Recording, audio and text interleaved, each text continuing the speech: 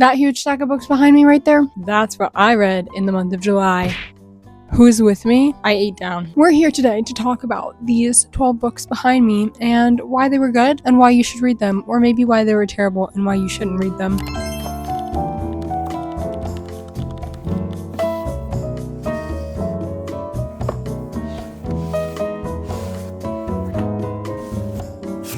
Now that I've taken the thumbnail and everything, I'm going to be putting on my Snuggie because I'll be damned if I sit here uncomfortable for an hour talking about these books. So now that I've got you, now that you've clicked on this video and you're here to stay because you're already invested, I'm putting on my Snuggie. Much better. Future Reagan will put up any stats she would like to on the video right now because current Reagan, could not be bothered to actually calculate any stats before I started filming as per usual. I had a bizarrely good reading month last month. Thank God, because I've been having some really shitty reading months lately. Book number 1, we have Ruthless Fae by Caroline Peckham and Suzanne Valenti. This is the second book in the Zodiac Academy series. I am making my way through this, whatever this would be called, Solaria. I'm only on this book. This is the last book I read for this series. I really enjoyed this one. I just think they are like candy. It's like watching reality TV. Like, it's just good in that way. Is it objectively good? No. The writing, not great. The characters are entertaining. The world building is, at the point I'm at, subpar. It's really just the vibe. I'm not one to really be caught up on the writing unless there's grammatical, like, glaring issues that I'm like, okay, that literally doesn't even make sense. Hey, I'm just here for the vibes, and this is definitely a vibe. If you don't know what the Zodiac Academy series is about, to be honest, I didn't either before I started reading this because everyone just talked about it, but I was like, okay, yeah, I don't know what it's about. It's about these two sisters, and they are told, hey, you need to come to Solaria because you're actually long lost princesses, and we need you to come back and claim the throne from the heirs because they're kind of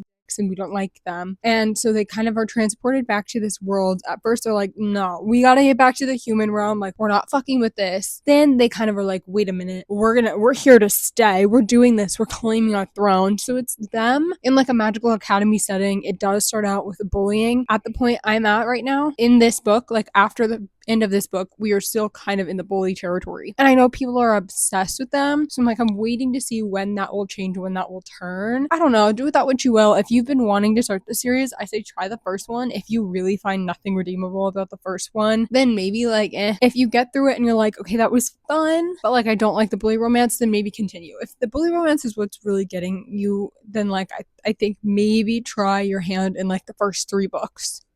Moving on, we have my two 5-star reads of the month. Yes, they were both a part of the same duology, and that would be, I actually don't even know what this duology is called, the Blood of Hercules duology. It's a completed, Villains of Lore, which includes Blood of Hercules by Jasmine Moss and Bonds of Hercules by Jasmine Moss. I originally think I rated both of these a 4.5 stars, and then with the amount of times I was actually I was deeply thinking about the characters, about like everything that happened in this world, I was like, wait a minute.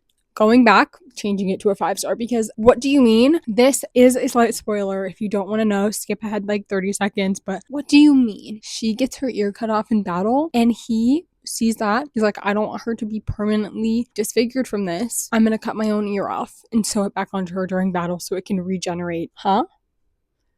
5 stars. I'm sorry, 5 stars. Does that make me a little unhinged? Potentially. I love Greek mythology. I was a Percy Jackson kid. The grown-up adult wide shoes version of Greek mythology War Academy. Of course I'm there for it. I'm sold. One thing I know is that Karen is my bias. If you don't know what this book's about, it follows our main character. Her name is Alexis, and she grows up in the human worlds, but it's like post-apocalyptic. So she's growing up in like not good conditions. Essentially, any people that are not the Spartans, they're not in good conditions. The Spartans, gods, essentially, are like demigods, and the Spartans have claimed the homeland and all the resources, and they're like, you puny humans, go live over there. So our girl Alexis, she's living somewhere in the United States, going to school. All the humans in this world have to take this test. On this test, it's like to graduate high school or whatever. Past this test, you have to put a little sample of your blood on the paper in like a little square. It's like, when you bubble in your name. It's like that, but they do it with their blood. Everyone has to bubble in their little blood sample. Hers starts smoking. What does that mean? It means she's actually a Spartan, and she is now being entered into the War Academy, the Spartan War Academy, and she has to go like do that. I'm not really explaining this best, but essentially she gets entered into the War College and she has mentors and teachers, and we have Achilles, Patro, Karen, and Augustus. They're all very sexy.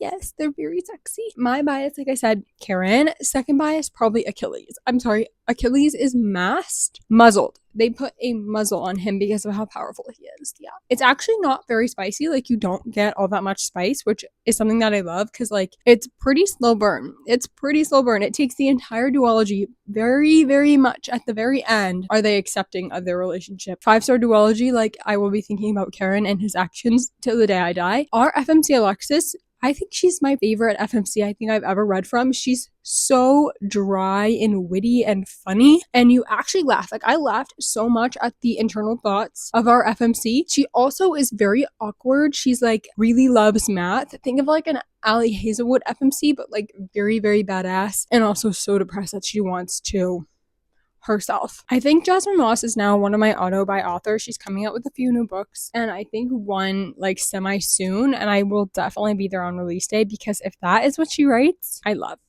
Next book we have is Fairydale by Veronica Lancet. This is a book that I've kind of been putting off for a while because of its size. I really didn't know what to go in expecting from this book. People have compared it to Don't Worry Darling, the movie. And I was like, okay, but then why is it fantasy? I think I wanted like more at the end. I know, crazy, seeing as this book is almost 800 pages. I wanted more at the end. Like, the balance is off. I really loved the ending part, and I wish we had a little bit more time kind of in that resolution. I think maybe I was expecting something completely different from this book. When people say this is like a gothic romantasy, I was expecting not exactly what I got, but not in a bad way, just in a like, I was expecting like he's the devil. Like, I just don't know that I knew what I was going into. However, I was pleasantly surprised. As a lover of monster romance, something this book did well was I believed the inevitability and the time span of the made for each other, destined, written in the stars romance. Like, I believed that. I just wish we got more time in the resolution. I really don't know what else to say about it, so I'm gonna put it down now because I think the best way to go into Fairydale is probably blind. I just like really didn't know what to expect, and I think that made me go in with maybe incorrect expectations. Not that they were like, I don't know. I think I just went in with maybe incorrect expectations because of what I'd been told about it. So I think go in blind.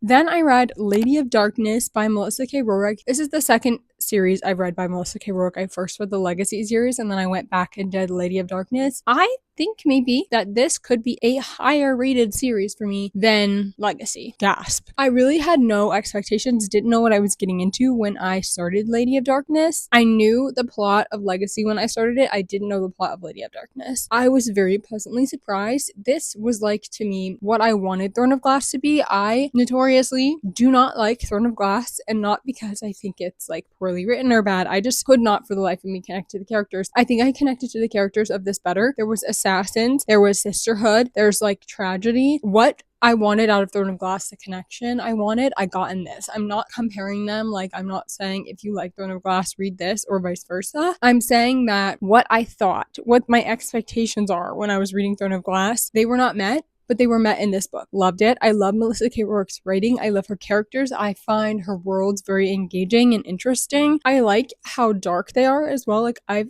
discovered I really love a dark fantasy romance. Like, I need there to be trauma. I need it to be complex. And I really, really, really like that about this series. I'm reading the second one this month, so I will be continuing on and seeing if it gets better or how I feel about like the rest of the series. But the first one was a really, really good setup, and I was very happy about it.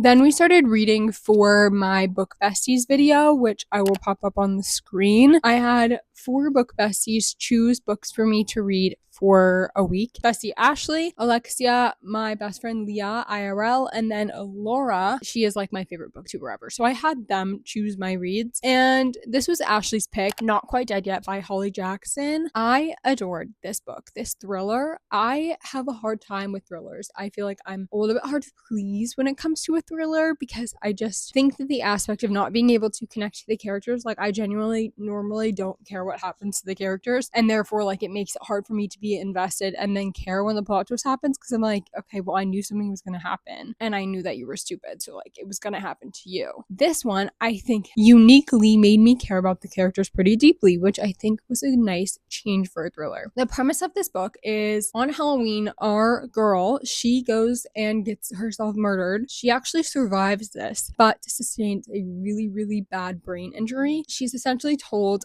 you have 7 days to live. And she's like, okay, I'm gonna solve my own murder in these 7 days. And so that's kind of what she does. And I think I was going through this being like, there's no way the doctors made a mistake. She's not actually gonna die.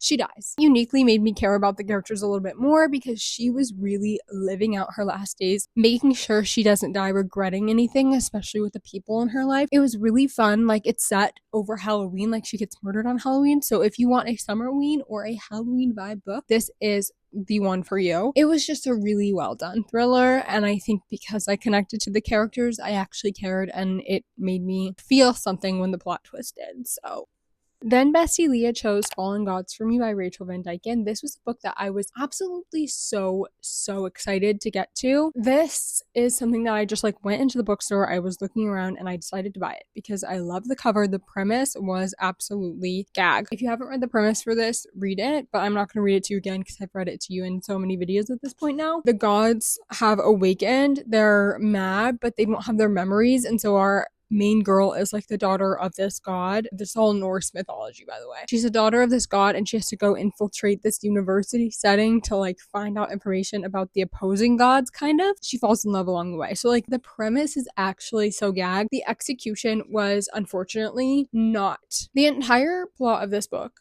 spanned 7 days. I didn't like how the romance was done because of the insta-love. It felt very juvenile, but just with sex scenes. Know nothing about each other, but somehow they like instantly were attracted to each other. They've talked for a week and they're like, oh my god, I love you. The most YA romance ever. And then you put sex in the book and then you're like, okay, so it's adult. The world was not built very well. I think the issue with this book though is that we were told things, but then we weren't explained why they existed in the world. That's another one of my pet peeves, is if you have a fantasy world, like, do things need to make sense in the laws of our physics and like all these? No, it doesn't need to make sense, but you still need reasoning. If you're gonna tell me that our main girl has powers, why does she think she has powers? Because no one else has powers, so why does she think she has powers? Or if the answer is she doesn't know, then at least say that. But she goes along acting like she knows why she has powers. It makes sense. We're barely told what the powers are. Supposed to make sense in the context of this world. No one else has powers. Why is she like very okay with the fact that she's the only one that has powers? It just doesn't make sense. And there was a lot of other things like this, like things that our characters just accepted and knew, but didn't tell us why. Like, I understand sometimes the readers are to be kept in the dark for the sake of the plot twist or whatever, but if your character, the main character, knows what is going on like in the world and then you leave the reader clueless, it just feels like you didn't write it very well, to be quite honest. I really wanted to love it. I wanted to love it so bad. The cover, like everything about it screamed that I would love it, but unfortunately I didn't. I was quite disappointed. I had such high hopes and I'm so sad. Then Alexia chose My Friends by Fredrik Backman. This is a book that I've also been putting off because I've heard a lot of people cry, and I hate crying. I hate crying. I want happy books. I want books that make me be like, oh, I wish I lived there, la la la, even though I would die like 2 seconds in. The writing, immaculate. The characters, immaculate. If I based my 5 stars solely on the merit of like the actual book, like good writing, good plot, good characters, this would be a 5-star. I rated this, I think, a 3.5 or a 4 because it put me in such a bad headspace. And I don't think that this is objectively the fault of the books. Like, it had a happy ending. I don't think that it was meant to make you really anxious and feel really bad about yourself and want to like disappear. No, I don't think it wanted you to feel like that. I don't know what it was about this book, but it really put me in a negative like thought headspace around like life and productivity and like the reason for doing things in your life. Like, it just really put me in a bad headspace, and I think that that was totally individual and had a lot to do with what was going on in my personal life at the moment and how it connected to this book. So I really don't think it was the fault of the book. Like, I really think it was a me thing, and if I read this at another point in my life, it could be 5 stars, sobbing my eyes out like, oh my god, this changed my life. I just think at the moment that I was reading it, like, I was not in the headspace to like be okay to read this, and that was totally my fault. Like, this was a good choice, and I think that if I was in the right mood, it would have been 5 stars hands down. I just think that that week I was like not doing great, and so unfortunately for me, this triggered like something in me, and I don't know what it was. I found out that Fredrik Backman's books are actually like translated. It's translated. This one was by Neil Smith, and they're originally written in Swedish. Now, that is what Google told me, so trust Google as far as you can throw it. I did not know that, and I think the translation work in this was absolutely beautiful. I have such an admiration for the translation, and Neil, what did I even just say? Neil Smith? That seems like such a very like vague name. John Doe. Yeah, Neil Smith. The work of Neil Smith, like, wow, this translation was gorgeous. So I think that I recommend this to other people. I think that for the moment that I read it, I was just not there mentally, and that was okay.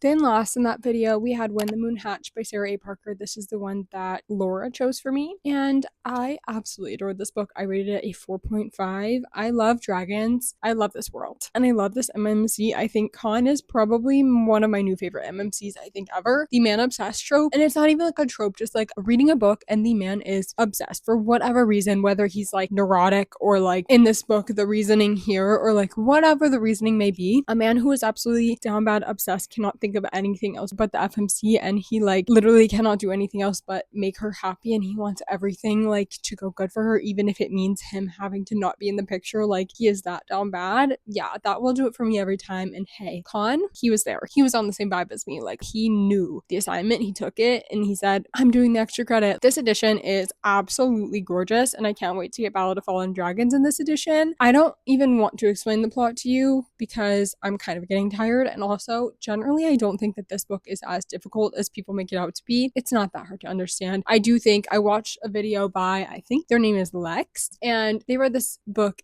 did not like it, absolutely hated it, and I'm not gonna lie, the video made me a little bit mad. Did I hate comment? No, absolutely not, because I'm not that kind of a person. There were valid critiques, like very valid critiques that they made. I just was like, but I loved it though. Anyways, the point is, they said that they don't like when glossaries in books are used as an excuse to not world build. And I think that that is true. That is a valid critique of this book. Like, I think the glossary was used almost to a fault. Some of the information in the glossary was not told to you on page and was just something that you had to actually flip back and use the glossary for. I think a glossary should be there in addition to your world building. You should have all the information that is in your glossary in your book, just the glossary is in one spot. You know what I mean? So I think that that is true. Like, this glossary was probably used as a little bit of a crutch for the world building, and I think that is a very valid critique, and I agree with that. However, it really is not all that hard to understand. The world is fairly simple, self-explanatory. If you just like listen to the words that they're saying on the page and be like, if this was in Pig Latin, what would it mean? Like, kind of thing. So if you're worried about like, oh, it's too complex, literally don't worry. There's many more complex books out there. This is not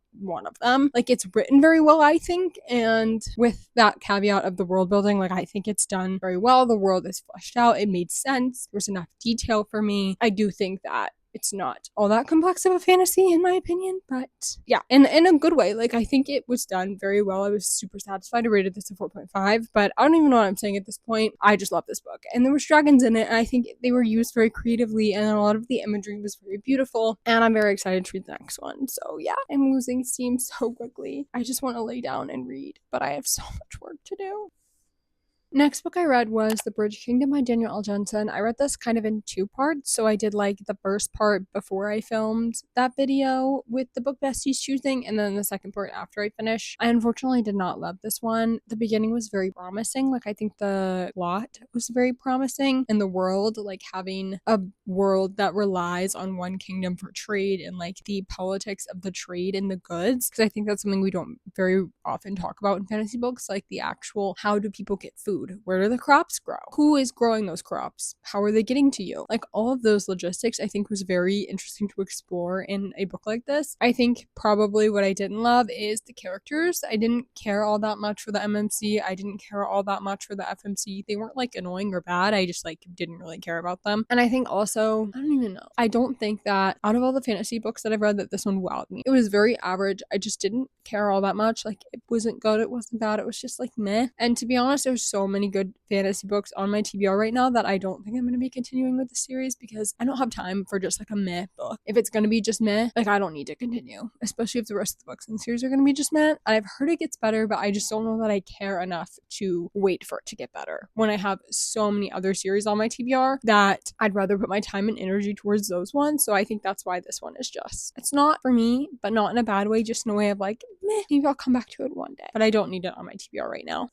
Then we have the biggest disappointment of the month, and that is Weilder by Rachel Schneider. This is the second book following Metal Slinger by Rachel Schneider. I liked Metal Slinger. I didn't love it. I think that I guessed the plot twist. I wasn't super convinced by that whole entire situation. I think I didn't love it as much as some people, but I liked it. Like, it was pretty good, and I was excited to see where it was going in this book. I did not like this book. It was essentially just a war fantasy, and I like when there's battles. I like when there's war. I like in a fantasy when we have those politics. What I don't like is when the entire book feels like a World War I documentary with guerrilla warfare, trench warfare, and we're like literally on a field. I don't want to read about that in a fantasy book. If you're gonna have a war, it needs to be with dragons and magic and a big final battle scene, but I don't want there to be consistent battles and you're like, okay, this one was a win, this one was a loss. We're not really moving. In this war, it was very much a stalemate, and it felt that way. The book felt like a stalemate. It felt like nothing happened. The entire book, nothing happened. And the conflict that we kind of got at the last part of